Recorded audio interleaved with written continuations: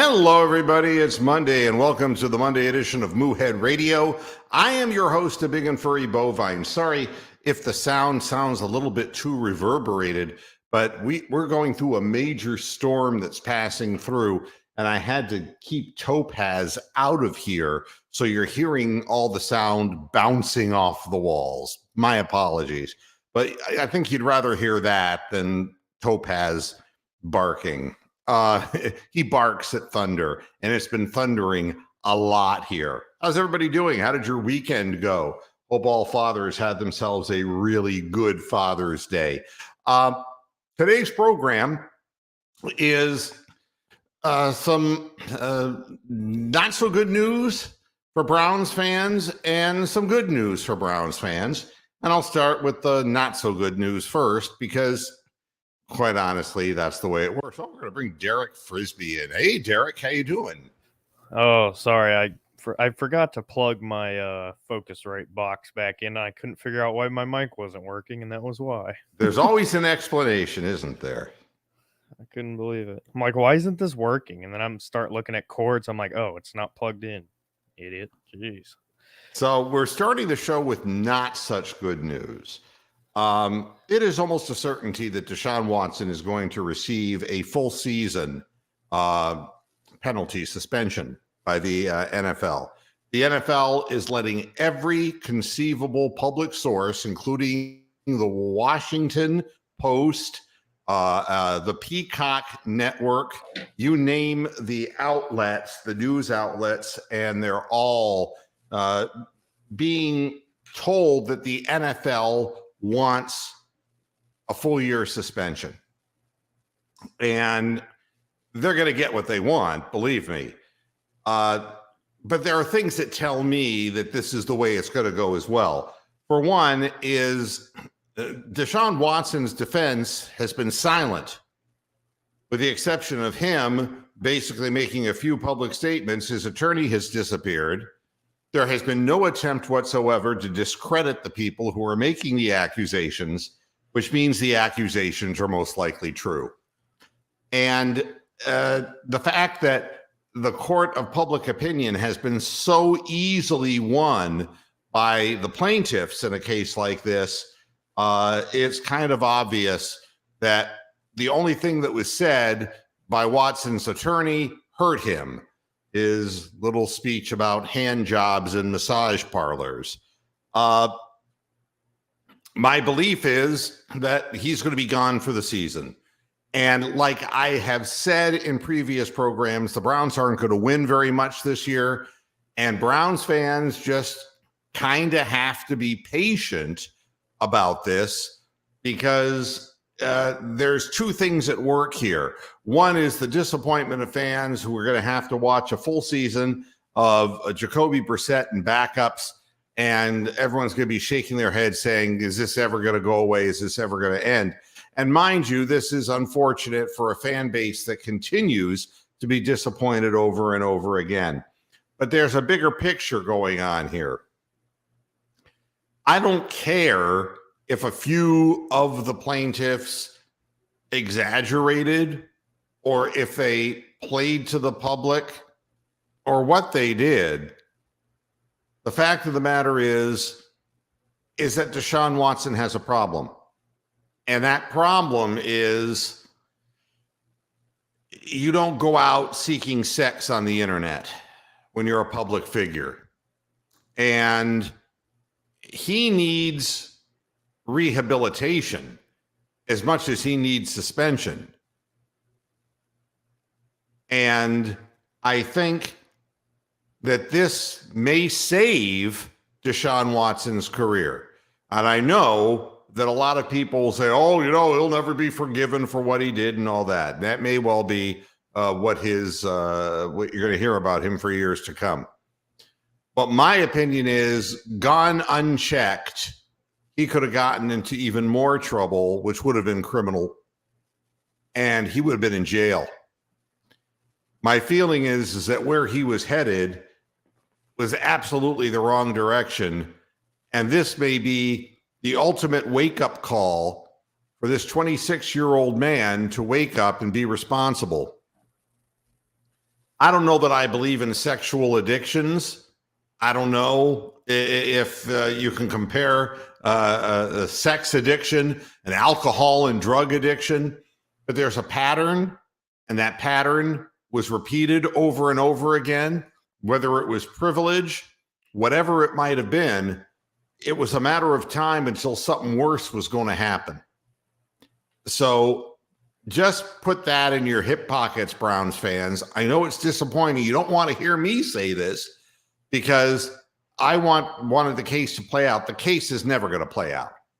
The bottom line is there will be money exchanged. We will not know how much the money was. It will get done. We won't know the number.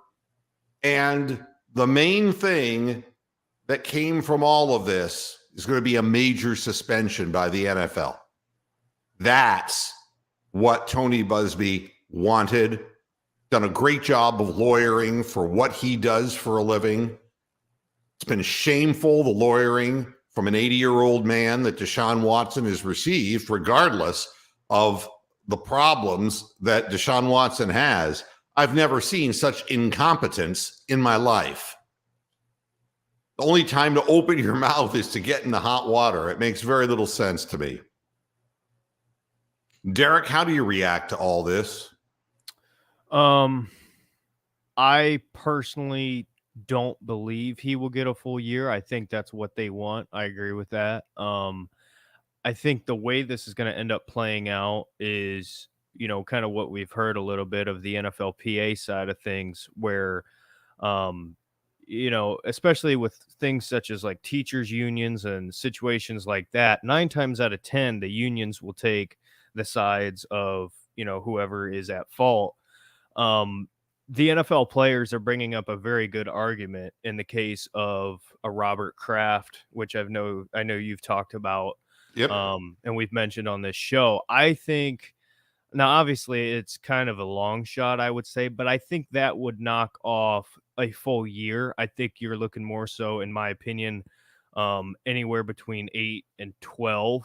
And that's still a massive, massive part of the season. Don't get me wrong.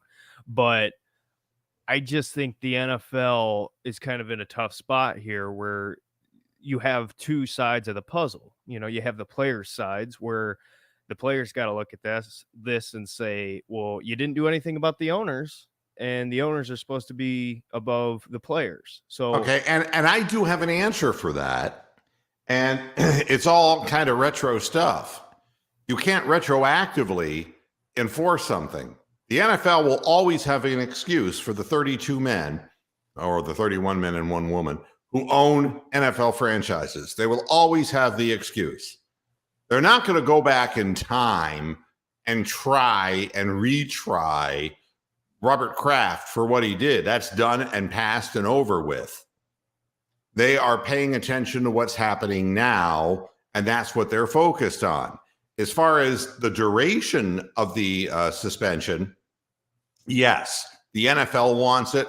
The players' union is going to bring up its points, but the players are not in a position to stand there and support lessening a fine or a suspension for somebody who has done something systematically and has received absolutely no positive support from his own defense team legally. No explanations forthcoming, nothing except acceptance and allowing people to tell their stories without even questioning the credibility of any of the people who are speaking. As far as I'm concerned, they have accepted the fact that they're going to owe these people money. What kind of strategy this was from the get-go, I don't know. They would have just been better off just in civil court, just laying it out. But again, there was more to be gained by Tony Buzbee for himself and for the women monetarily. Yeah. But the NFL wants it.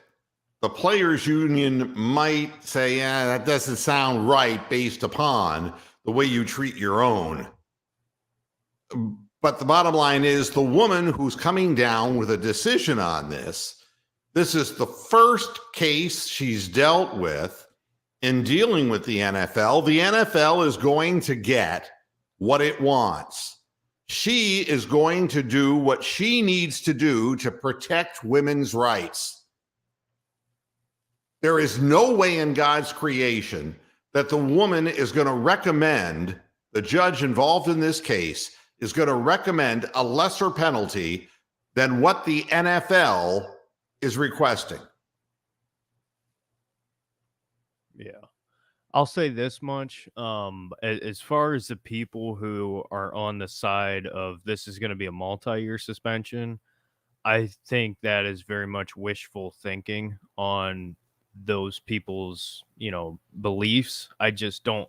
I heard that there's not even a way that the NFL could do that unless it is a criminal situation, and because the criminal side of things have been dropped. I could be completely wrong on that, but that is something I heard. But I don't believe at all that it will be multiple year. I think the absolute max is a full season, which again, I could see you bring up a point, and I could see this. If they go in and say 2 years to really look tough, which is just like the NFL, they're going to do anything they can to make themselves look like they're bending over backwards like Gumby to try to be social justice warriors. We know they're not, but that's what they're going to do. They're going to go in and say 2 years. And the players union will say, no, they can't do that. And they'll get it down to a year. One way or another, it's going to be a year. It's going to be a full season, calendar year deal. And that's going to be the end of it. And at this point, it's up to Deshaun Watson to get his life turned around or not to. If he doesn't get his life turned around, then the Browns are shit out of luck. They can, on morals clause bases, perhaps nullify portions of the contract. That's not for me to say, but obviously it will set the organization back in a way for fans. All right. And again, we look at this as fans. I'm not a legal mind.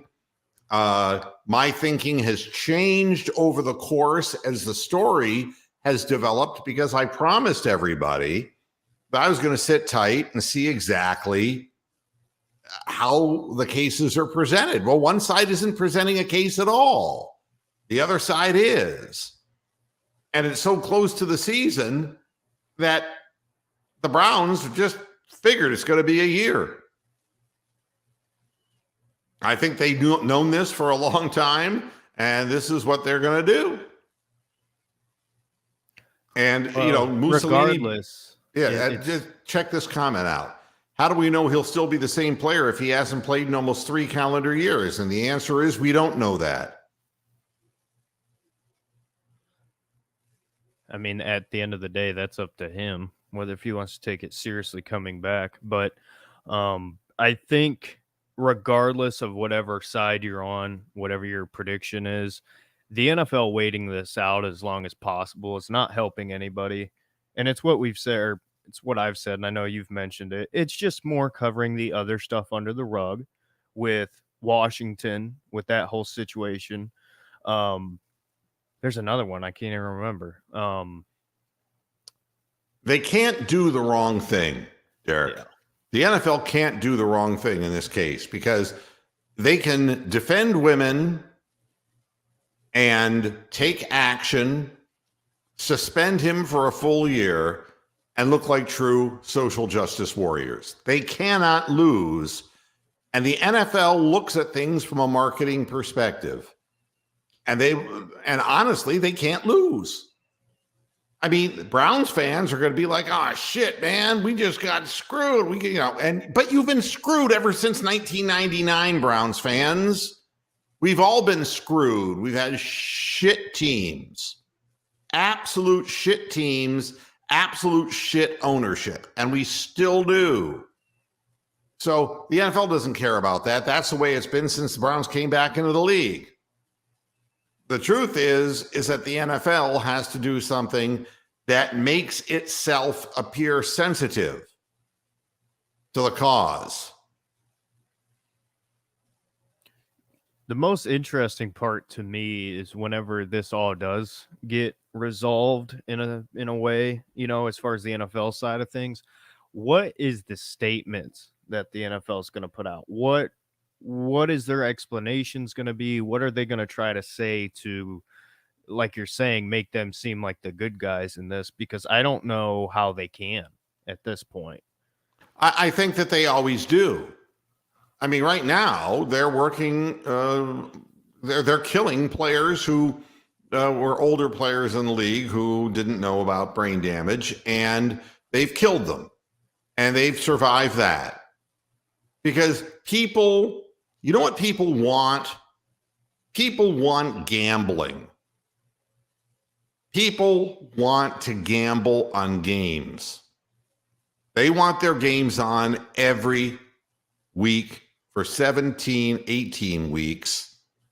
And they want to be able to interject themselves, whether it's fantasy football, whether it's smack dab outright gambling, whatever it is, and professional sports. It's to the point now, I can't believe it. They're running promos on Bally Sports Cleveland, and it says gamble responsibly. And Pete Rose is sitting there going, what the fuck? How was what I did irresponsible? I still have money. How is it irresponsible? But the answer is, when baseball needed to take a stand, they played holier than thou. And now they've sold everything out, including the networks that broadcast the games, the Wings, and name them in the name of gambling institutions. They can be two-faced all week long. That's the way it goes. It's no different than the politicians who are in Washington. They can just be two-faced all day long. And it doesn't make any difference. They will get reelected. And as fans, unfortunately, we're no different than the American public. I mean, give me a break, a choice between Trump and Biden. I really, honest to God, if somebody in a different set of circumstances gave me that choice, I would kill myself. They're two of the most ridiculously idiotic people that I have ever seen in my life, and they can achieve that position. They're idiots. Do you know that Trump has raised $250 million fucking dollars with his goddamn electoral hoax thing? And Joe Biden is sitting there fumbling with his words, and he doesn't know what to do because they threw all this money at the pandemic problem. Now the old feeble bastard is wondering why inflation is running rampant. He needs to worry about staying balanced on a bike before he can worry about anything else. Look, the whole thing is shot to hell. And the thing that's funny is I'm a registered Democrat, and I didn't want Joe Biden. And I could name a lot of my friends who are registered Democrats, and none of us wanted Joe Biden. Joe Biden was not even a clear name. He was a relic from the past. If they'd quit screwing Bernie out every single voting cycle, maybe there'd be a different option.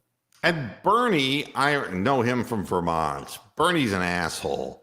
Bernie talks about Bernie. It's everybody. We gotta, get money from the rich. And meanwhile, he's got multiple houses. Fuck Bernie Sanders. Fuck him. He's just another guy who talks out of both sides of his mouth. And in the end, the guy had 3%, 4% of the vote, Joe Biden. And the next thing you know, they flooded so much money into his campaign. They can do whatever they want to do. And the NFL can do whatever it wants to do. In 16.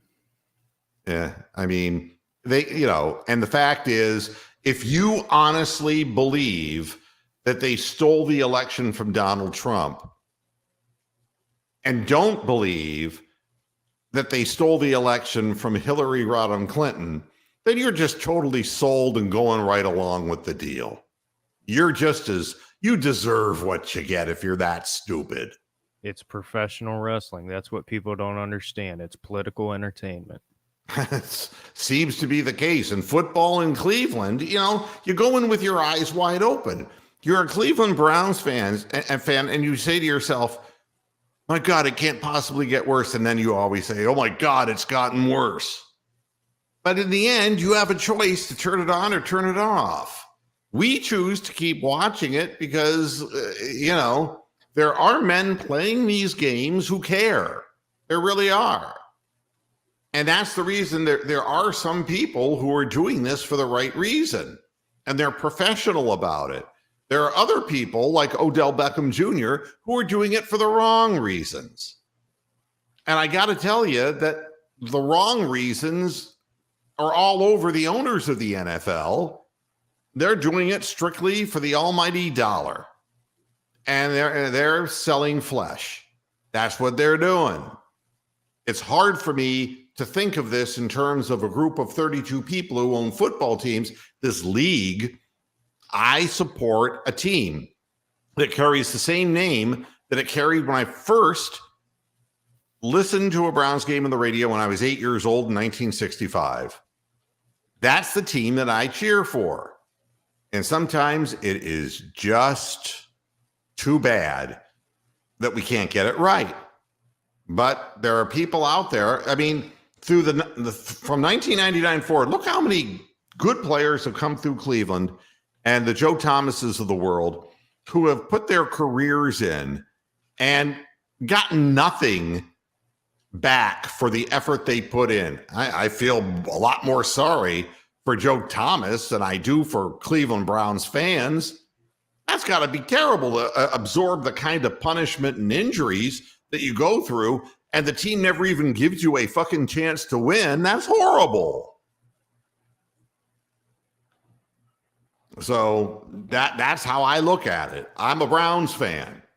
And anybody who says, because Deshaun Watson, I'm no longer a Browns fan, you weren't a Browns fan to begin with. Fuck you. We don't want you. We don't want to hear from you. I'm not going to cheer for them. Then don't. Go away.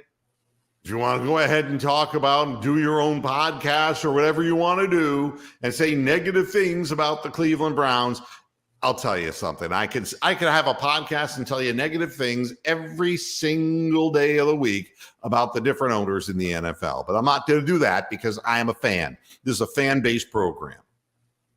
And I think that I owe it to the fans to say, this is what I think is going to happen. I've tried to be transparent through the whole thing and say, I kind of thought that maybe he'd get 6 to 8 games, but no. I know we would have to hear from Topaz eventually. Not going to happen. I want to ask you about something. I'm sure you Sure. probably had this on the list, but you've been obviously a Browns fan, longer than I've been alive, I'd guess. So what's coming up now with the new stadium, looking at places, and the Haslams wanting to build a dome or at the very least put a roof on the stadium. I want to hear your thoughts on that. Well, again, and that's the better news for Browns fans. One thing and there are still people who remember back to 2004 when this podcast got off the ground. People still remember. There are still us who are still alive.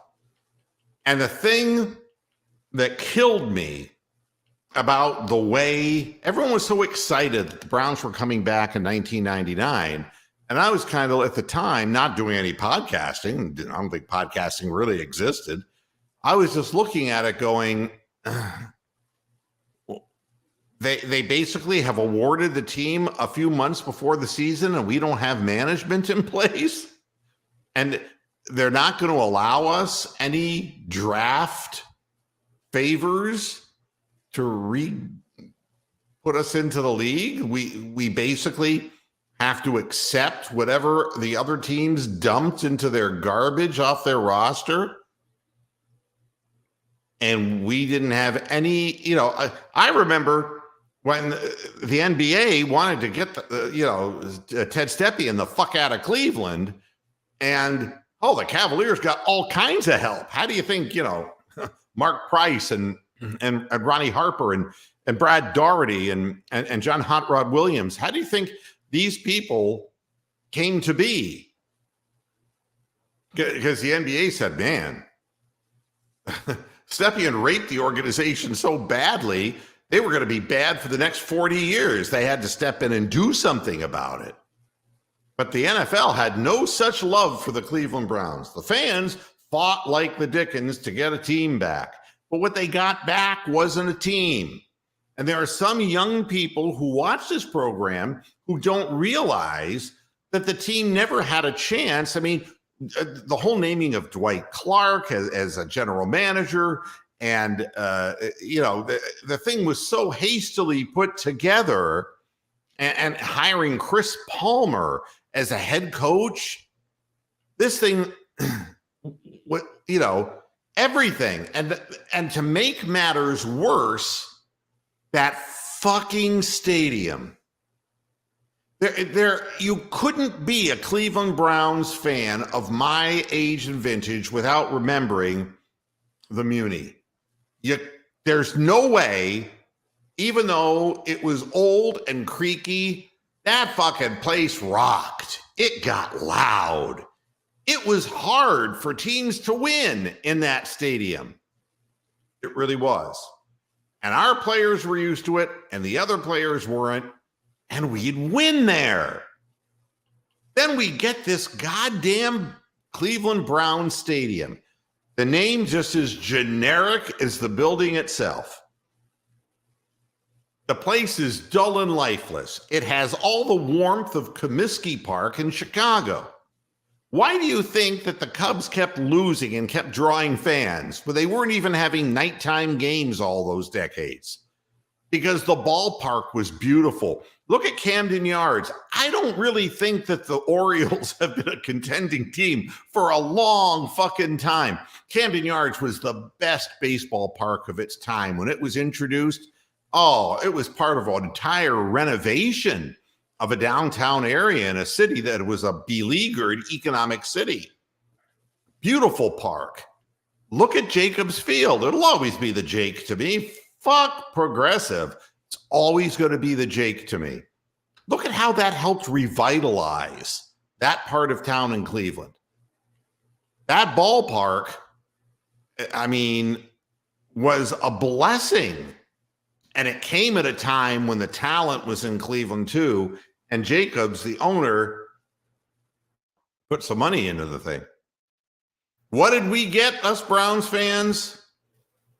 A cold, sterile stadium with no identity whatsoever that now, the point that Derek brings up in the news is that the Haslams are reportedly interested in a $1 billion stadium. But let me tell you what this story really is. And it's what I've been screaming about for 19 years.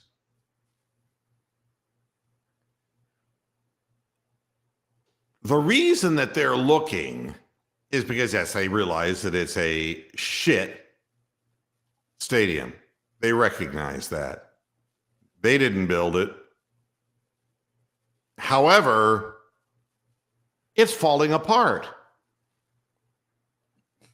23 years later, the thing is falling apart.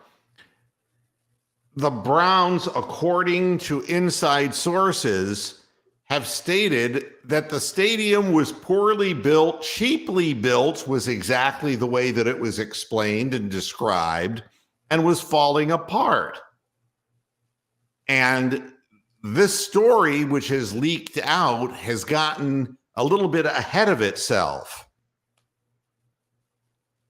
But Ken Prendergast, who is a real estate blogger, reported that, the news in a post Friday, saying that Jimmy and Dee Haslam told them that they want a covered stadium that would cost over $1 billion and are open to moving the city-owned arena to a new location near downtown to get it. And so far, the Browns have been, like Rusty Hardin, silent. According to Peter John Baptiste, the senior vice president of communications for the Browns and Haslam Sports Group. Isn't that scary? Haslam Sports Group. That's scary. They told Pendergast that he was a little too far out in front of the story and would not comment on specifics. Well, and reached by phone, John Baptiste, declined to respond, but confirmed that the team is conducting feasibility studies on what a new stadium could look like. Instead, he was pointing to ongoing efforts to redevelop up to 70 acres of city-owned lakefront property, including the land on which the current stadium sits, into a sort of ballpark village surrounding. But here's the truth. The truth is where the stadium sits now can be developed.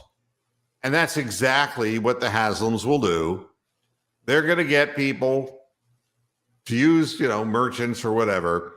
And that money, that land will be parceled off, and they're going to make money toward paying for this $1 billion stadium. According to John Baptiste, our focus is on the lakefront. That's the neighborhood we're in, and that's where we want to be. That's all well and good. But I'm not buying it. They want to be where everything else is. Don't be fooled.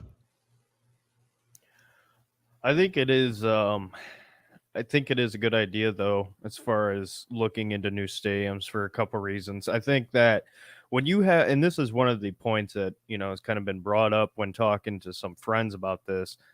Look at the city of Cleveland. And I mean, we had the draft, but when you look at the Rock and Roll Hall of Fame being right there, how many times could you have major concerts and not conferences, but you know what I'm talking about, where you could have major rock bands come in. It would be right by the Hall of Fame, and you could have such big different things there. The Final Four in Cleveland, there's so many different things you could do.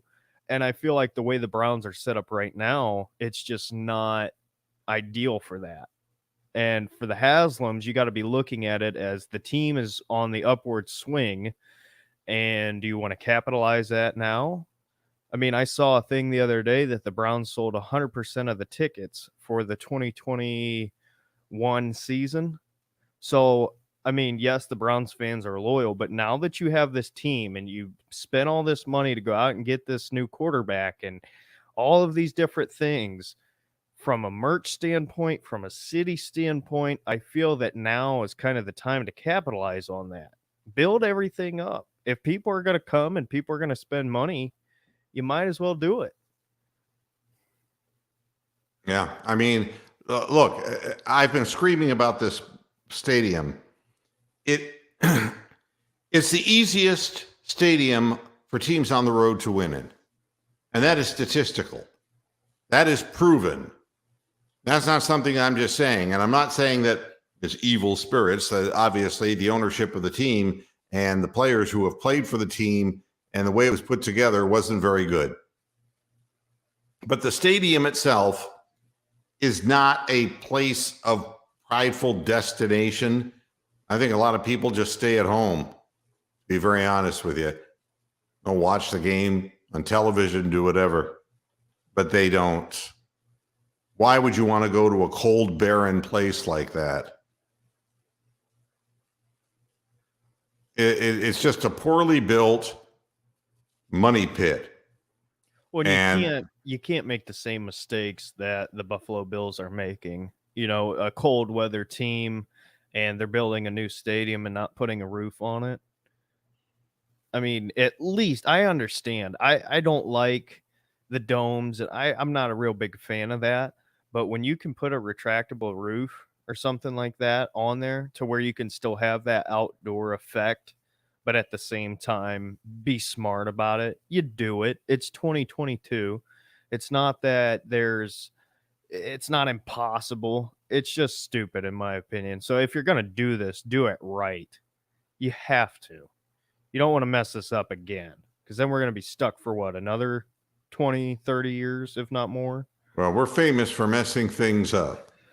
Make no mistake about that. But I consider it good news for fans if you want to start winning, you got to get good players, all right? But you got to get good players who will play and not just be suspended the second they come to Cleveland. You've got to keep drafting intelligently. You've got to treat the good players that you have well, and you've got to continue to build for the future through the draft. But I mean, there are stadiums like go to Seattle and try to win. Tell me about this. I mean, it's going to be easier to beat Seattle when they don't have Russell Wilson. Of course, we know that. But you try even when they were not winning Super Bowls and Pete Carroll wasn't dancing around like a little cheerleader girl. It's still a hellacious place to have to come in and play. It's bad news. But Brown Stadium, First Energy Stadium. All you can do is hear the boos, and then they're gone in the third quarter. That is what Cleveland Browns Stadium and First Energy Stadium is all about. It's just not part of the successful part of the renovation of Cleveland. You're talking about urban renewal. You're talking about bringing livelihood and economic upside to a part of the community. Why not join the party? Why do you think that you can just have something off by the lakefront where the weather is worse, the wind is worse, you have a shitty field, turf, you've got a shitty stadium, and it's out in the middle of nowhere, and it's, in many cases, we've seen opposing teams like Detroit fans or Pittsburgh fans more numerous in that stadium than Browns fans for games. You got to have a stadium that's vital and something that's energetic. I'm all for it. Hey, people in Northeast Ohio, you all got to pay for it. It's going to come from taxes. Oh, yeah. But this is the first I've heard of it, and I've been screaming about it for decades now. I hate that fucking place. And it is got the ultimate losing smell about it. And it's amazing how guys my age, I miss the Muni. And it was filthy. It was filthy with the urinals overflowing. It was just a disaster. I wanted to stick Art Modell's head in the goddamn urinal and drown him in urine. Couldn't stand the guy. But that stadium, there were good ghosts in that stadium, the ghosts of Jim Brown and all the winning seasons. It was a hard place for teams to come in and play. I mean, everyone talked about, the curse at Three Rivers Stadium. Well, that's all well and good. But the Browns were beating the Steelers in Cleveland. They just couldn't get over the hump until Bernie took over the helm. They couldn't get over the hurdle in Pittsburgh. The Browns were winning at home. Can't say that anymore. So, you know what the good thing is, though? I mean, it's kind of irrelevant to this conversation, but when talking about the Browns Stadium, look who's making 60-yard kicks. Well, sure. Mr. Cade York. Well, I mean, it Hope makes sense. I mean, you've got, you know what it reminds me of? It reminds me of baseball stadiums and how they change. And we just got done, the Guardians got done playing a series in Colorado. And the stadium in Colorado used to be a place where the ball would just fly the fuck out. I mean, every pitcher that went into the rarefied air of Denver, every single pitcher would end up giving up gopher balls. Brian Shaw was the one who left Cleveland and came back, and he got shelled as a pitcher for the Rockies. Well, they moved the fences back. You look at their payroll and who's playing for them, they don't have any big-time power hitters any more than the Guardians do. They just push the fences back. There are teams that have team speed, and you look at the third baseline, and instead of slanting downward off the field, it slants back in toward the infield. So people who bunt, it will remain in fair territory and help the bunter. Teams do this all the time. I don't know what Cleveland does, but yeah, it makes all the sense in the world. If you have a guy who can just blast 60-yard kicks, let him do it.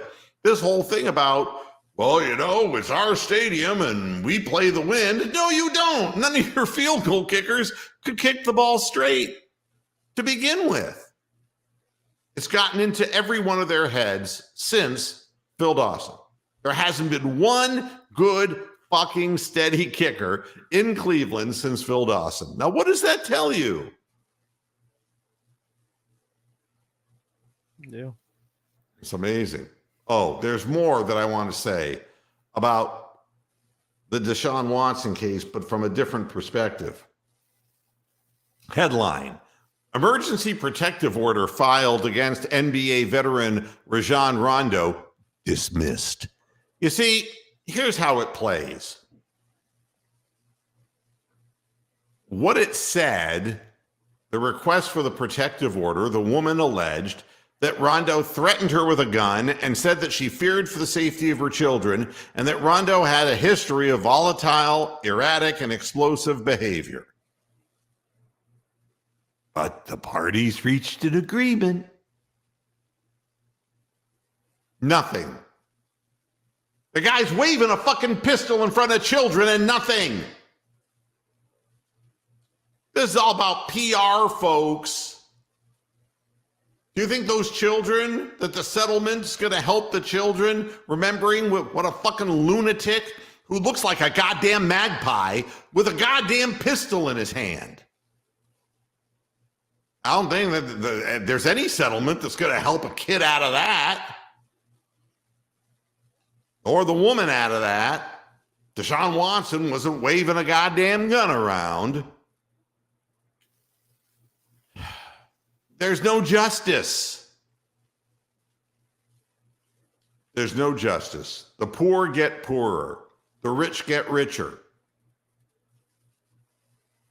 If Deshaun Watson keeps his nose clean and stops this sick behavior, his career will just fall right back into place and he'll be right there making his $230 million. It's all about money. It's all it'll ever be about. As far as Rajon Rondo, I'd like to run him over with a microbus. Get me one of those heavy old microbuses and just run him over. Break his legs, break his arms. Fuck him. That guy's been bad news for so long, it ain't funny. And you're never going to hear a peep. You think this woman just out of the clear blue sky said he was waving a gun in front of her and the kids? Amazing. So Rondo walks free, and I hope I never see him in a wine and gold uniform again, because if I do, it's going to be ugly on the air. I don't want to see that guy. And Washington Commanders owner Daniel Snyder again rebuffs House Oversight Committee's invitation to testify in the workplace culture of his franchise. Well, of course he did. How does he get away with it? Because he loses. I think the other owners were like, let Daniel Snyder be Daniel Snyder. The toxic workplace culture that's, that this place has been described as having, basically, they reached out and said, you know, get in here and talk. This is the second time he said no, and this is the quote that came out of Daniel Snyder's office. Mr. Snyder's business conflict was scheduled long before then and cannot be rescheduled. Moreover, your letter suggested that Mr. Snyder may testify remotely does not address my concern that a virtual appearance would not sufficiently protect Mr. Snyder's interest in having his counsel physically present with him.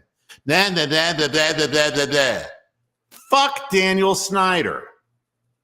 Let's get a tractor and run it over him. This guy's an idiot. But he doesn't have to do it. I just don't know how somebody with so many situations like this and stadium problems can still be in control of an NFL team. It's amazing. Somebody wants him there. That's the reason somebody wants him there. And that's why I say that the 32 stick together through thick and thin. It won't be Jimmy Haslam who suffers. Believe me, he's making money, and the fans are helping him make money. Daniel Snyder won't pay a nickel, and neither will Robert Kraft, neither will any of them. Some of the owners have at least enough sense to kind of keep their fucking mouths shut and stay out of the limelight. But there are these other idiots who just can't avoid difficulties.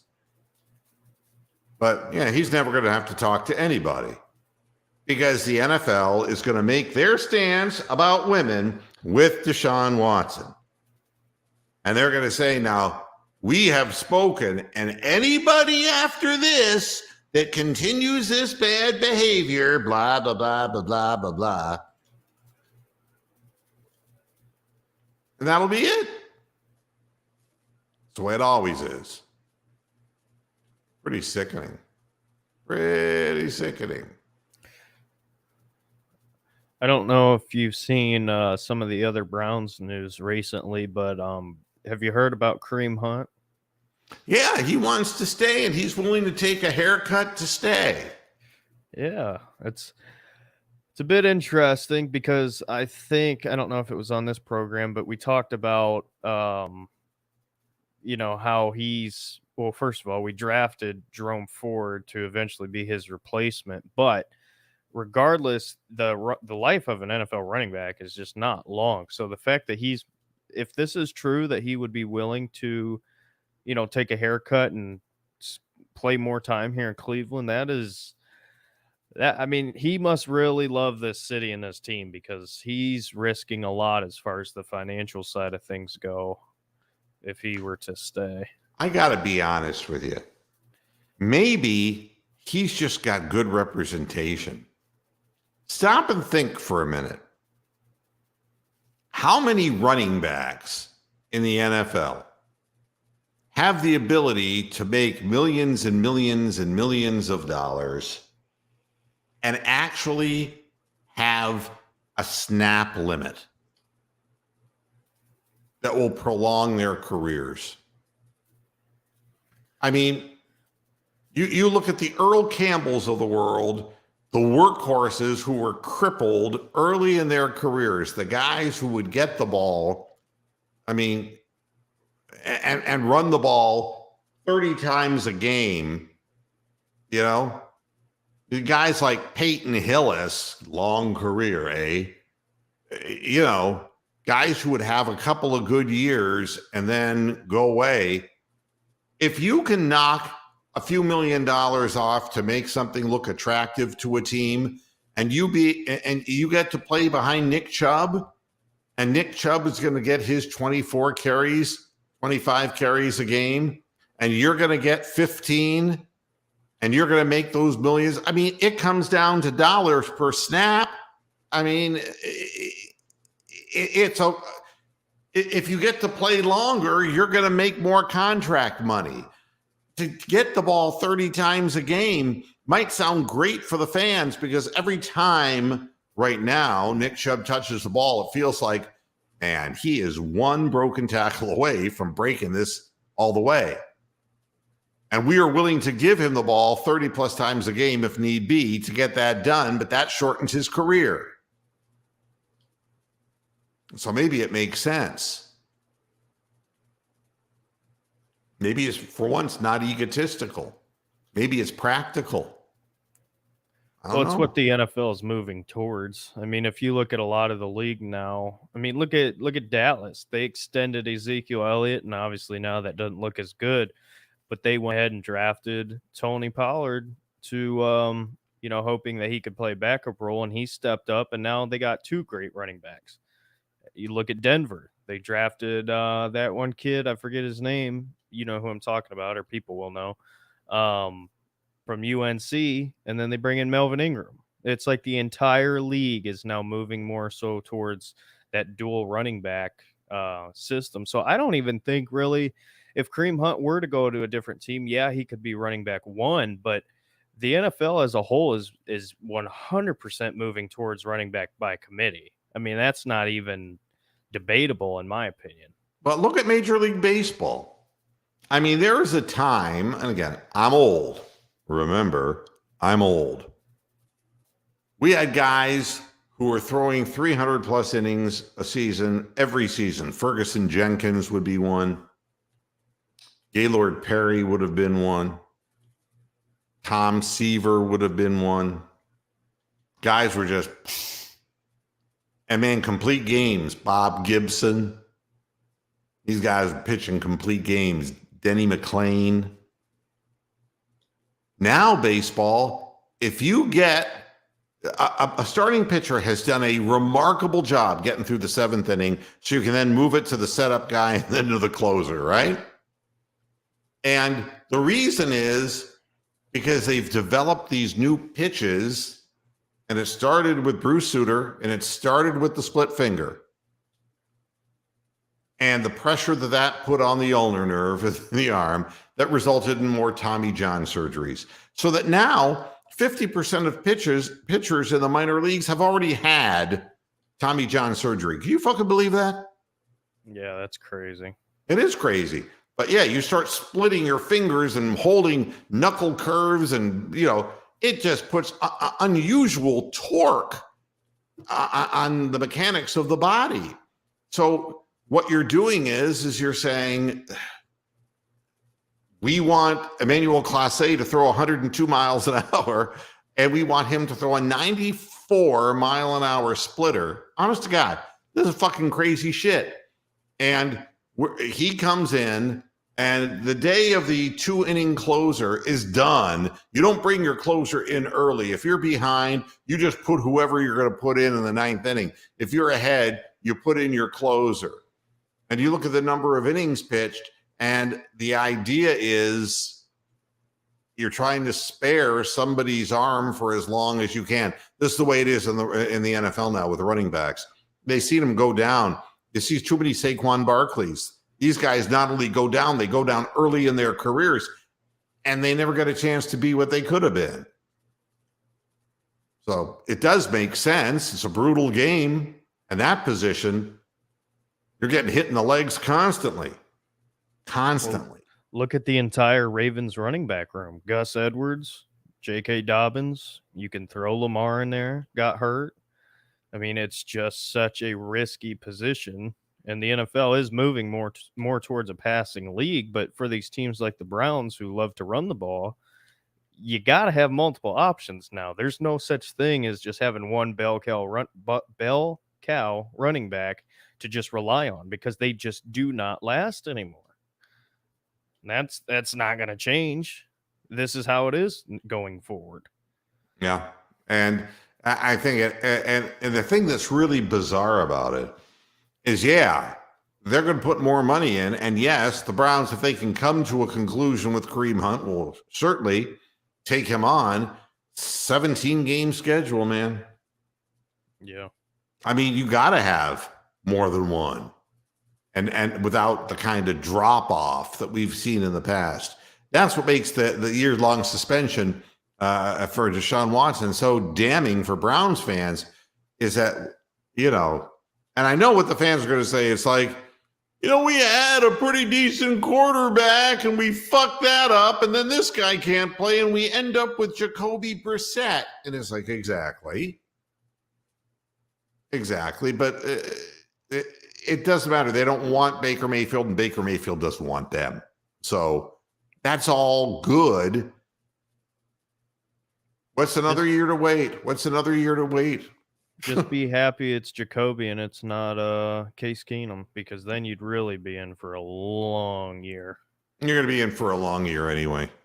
Oh yeah, but Jacoby Jacoby's Brissett way can't better win at than this Case level. Keenum. No, I mean, I would feel better if we had a guy who would have been like, a younger Ryan Fitzpatrick. I feel better about a guy who can get yards in bunches. I mean, having a guy like Brissett who just moves the ball up the field 5 yards at a time through the air. It's like Virgil Carter was with the Bengals in 1970. I know I'm old. I mean, you're going to see the Browns for however long Deshaun is out for, whether if it's a year or most of the season or however long. You're going to see us play the same way we did last year, defense and run the ball and try to chunk those 10 yards. But still, I mean, I'm more so at this point, we haven't heard really anything on Jack Conklin. As far as I'm concerned, I haven't saw or heard anything. So I don't know what they're going to do then at right tackle, because now you have Jed coming off of a season full of injuries, and then Conklin's coming off of that major one. So if he's not ready, are you going to throw Hudson in there to start the year? I mean, I don't know. It's beginning to look like the kind of year that none of us really want to have. Okay. But, I have two stories I want to finish before I get out of here. Lest you think that Cleveland's the only city that suffers. And I'm not going to have any sympathy for the city of Pittsburgh now, but the Pittsburgh Pirates haven't been a baseball team since Willie Stargell put chicken on the hill. Bob Prince was their play-by-play announcer. The Pirates have been a minor league organization. What great players came from there? Well, Willie Stargell and Roberto Clemente. But of recent vintage, anybody who might have been good got traded off, and they will accept whatever garbage in a trade that they can get. So it's really funny. The story that comes out of Pittsburgh for the Pirates is Jack Suwinski becomes the first rookie in Major League Baseball history with a 3-homer game that included a walk-off in a win. I mean, that's pretty amazing. You hit 3 home runs, including the walk-off winner. And it's like something finally to cheer about. So I wanted to look up. It's like, who is this Jack Suwinski guy? Do they finally have somebody? And the answer is no. He's Joe Charbonneau. He's been playing since 2016, folks.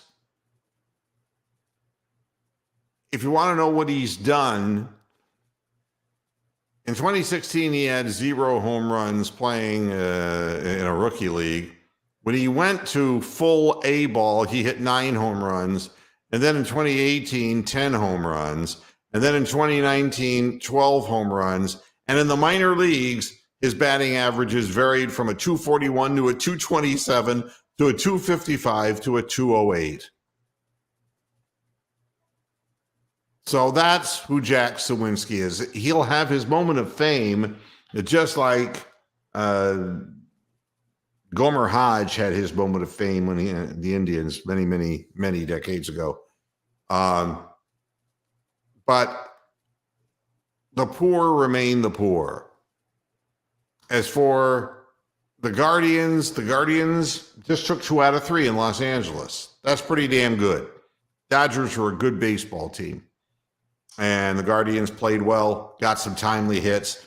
At least the Guardians make a little bit more sense to me these days, because with the exception of Reyes, who's just coming back, they don't have the guys who are just striking out a gazillion times. They have guys who are actually making contact. Now, we still don't score very many runs, and that's going to end up killing you in the end.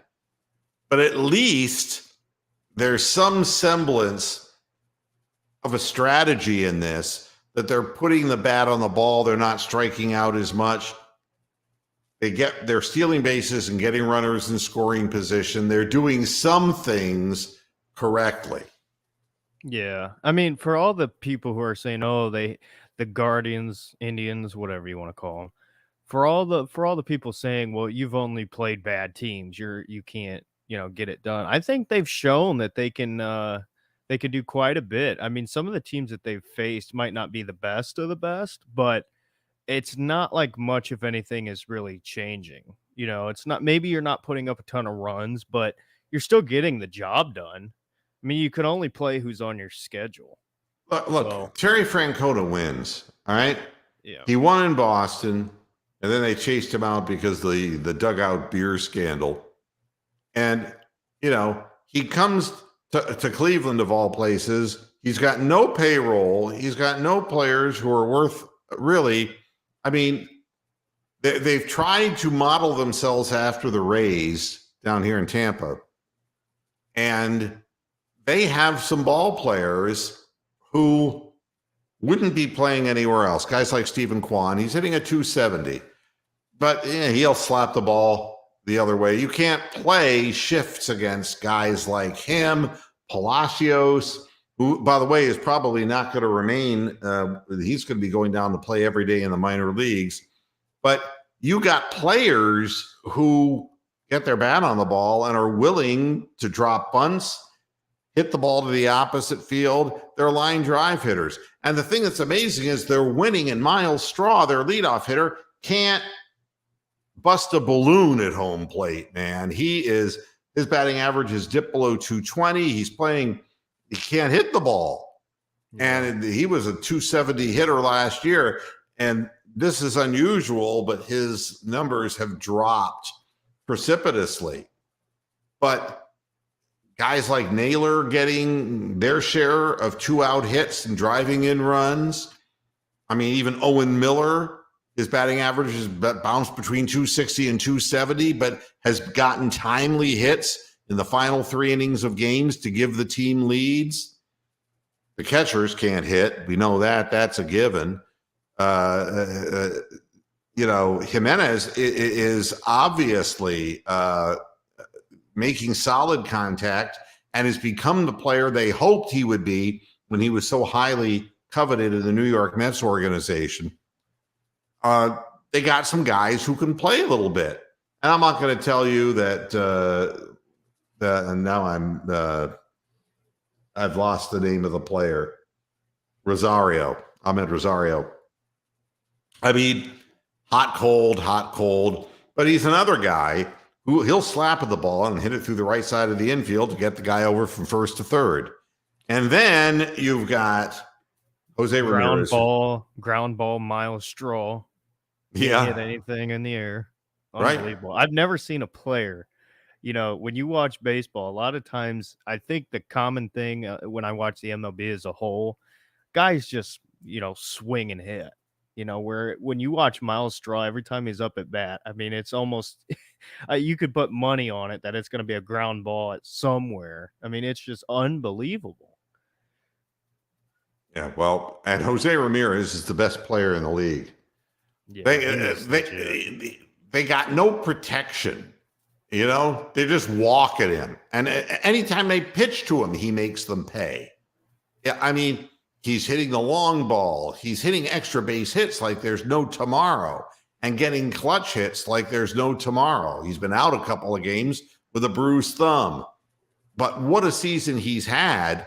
And he's doing the same damn thing. He's hitting the ball the opposite way sometimes. Sometimes he just will rip the ball and just try to hit it out of the park, or he'll pull it down the right field line. But there are other times with men in scoring position, he's just settling for the line drive to left field base hit to drive in a run or two. And that's something we had stopped seeing from him. This is what I was screaming about hitting coach, the guy who is Von Berkelio, who I would like to have hung from a very high place and dangled him and used him as a piñata. If you're not going to get big name players, you've got to do what you have to do. now at least it makes some sense to me watching these guys play. And he's been really consistent too. That's the thing. It's not that he's having a season where it's like he's showing flashes and having big moments. He's been pretty consistent in every game that he's played. He's always, like you said, it's almost like he's being real selfless when he's up at bat. He's caring more about the team versus putting up runs for himself. Which is just the opposite of what it had been in years past with Von Berkelio as the hitting coach. He has these guys who were cooling the temperatures in the stadium dramatically by swinging and missing. There's much more contact. And I agree with you that, Stephen Kwan's not going to hit the ball out of the ballpark. In fact, if he hits it in the air, it's an out. These guys got to hit line drives. And you got to keep them guessing. The thing that's nice is they're also, some of them still do this, and it bothers me. And Rosario has a problem with the low outside pitch.